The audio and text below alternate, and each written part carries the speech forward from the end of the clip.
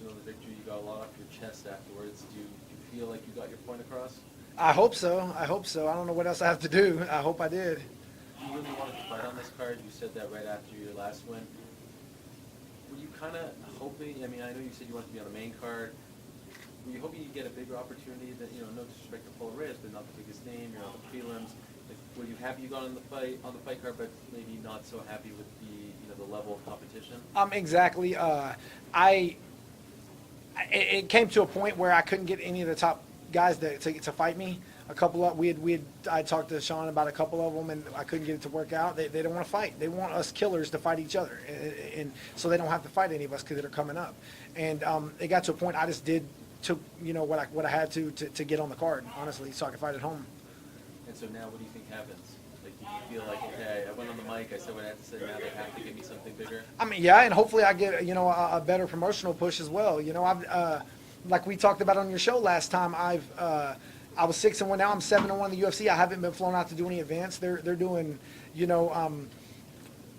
flying all these other people out, taking them places and doing this stuff, and they have 500 records in the UFC, and it's not right. And hopefully I finally do get it. And yeah, I want a top 15 opponent, and I'm ready for bigger things. I'm 30 years old, and my goal is to be a world champion.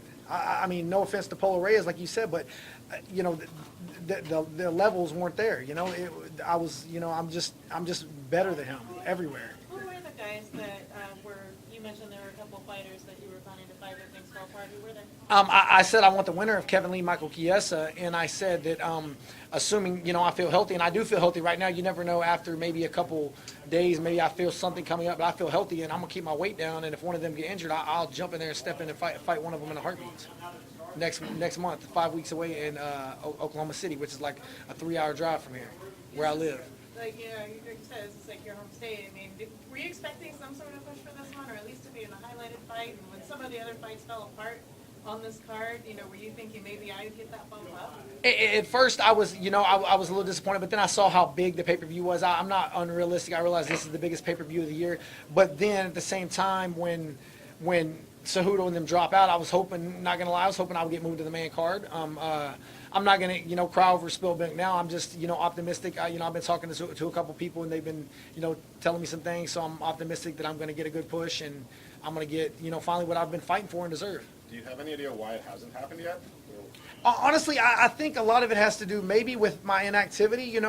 That is only my 8th fight in four years, but at the same time, the last year and a half, I've been pretty active. I have been pretty active, and I'm 7-1 in the UFC. I have 4 finishes, 3 first round, against good competition. I haven't, once again, no disrespect to Polo Reyes, but he's probably the worst ranked opponent that I fought. Everyone I fought has been good, So, I do think it's time. You just said that you have a feeling that you'll get a bit of a push. Did something happen after the fight? Well, I talked to the new PR lady and everything, and we're on good terms, and we're making stuff work. So I'm hoping. And no, not at all. No, they've been very respectful and very opening and listening. I'm actually flying out next weekend to the Fighters Conference, so I should be setting some stuff up to talk to them then, and I'm optimistic. And how about the actual finish? It was pretty damn beautiful to see you slip that punch and use your reach like you have in the past.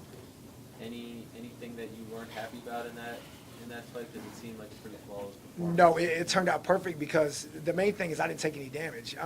If for some reason if Kevin Lee or Chiesa doesn't get injured or anything like that, I mean, I'm not wishing injury on anyone, but if they do get injured or something, I'll gladly step in. If not, then I'll go ahead and chill for the summer and fight in the fall. My goal is to fight 4 times this year. I just had 2 fights in 3.5 months, so my goal is to fight in the fall and then late winter again, get 4 fights and be ranked in the top 8 by then. That's my goal.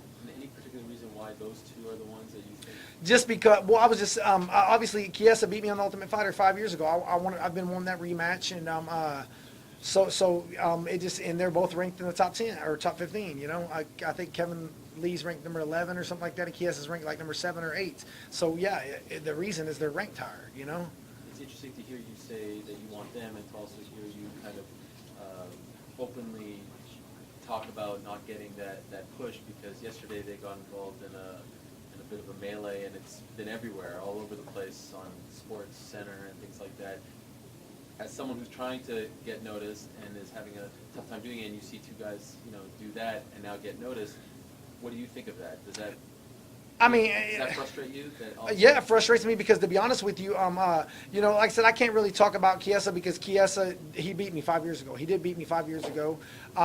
But at the same time, they have more losses in the UFC than I do. I'm 7-1. They're like 7-2 or something, or 8-2 maybe. Their records aren't that much better than mine, and both of them only beat one ranked opponent. You know, so I mean, Kevin Lee just beat number 12 ranked guy. I believe that's his first.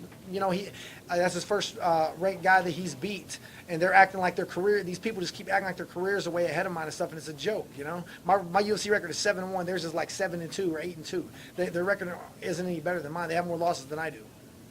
In that 5 years' time, what's the biggest difference between the James Vick then and the James Vick now? Progression, you know. I believe that I train harder than all these guys, and I think it's proof because realistically, I shouldn't be beating half of these guys. Like 2 fights ago when I fought Abel Trillo, he was a 3-time college All-American wrestler, and I took him down. I didn't even wrestle in high school.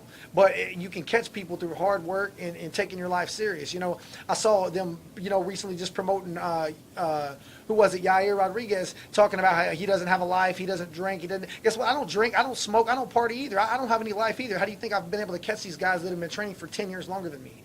So, you know, just hard work. That's how I'm catching them, and that's what it is. Someone like Mark Diakese, who's campaigning for a big fight, he's now left without a fight. Big, hard-hitting lightweight. Seems like a perfect matchup for you now.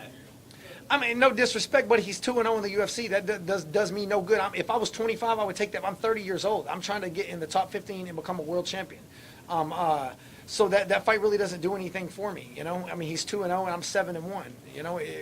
And if he had more fights or was ranked, then absolutely. But right now, it doesn't make sense. Do you think it could make sense by going into Europe to beat a European guy with big prospect and you go in and show yourself? Because if you're having these performances and maybe not getting the rub you think, then go into enemy territory and beat the guy that everyone's talking about. I did that in Australia against Jake Matthews, and it didn't do me any good. All it got me was a 33% tax break, tax cut where they took all my money, and I didn't make any money going over there. So I have no interest in fighting overseas again, unless they're paying me more money. But I appreciate the question. How's the cut these days? I mean, it's rough. It's never easy. You know, I'm gonna keep my weight down this after this one for sure. I'll be back in the gym probably Tuesday. I'll probably do yoga or something Monday.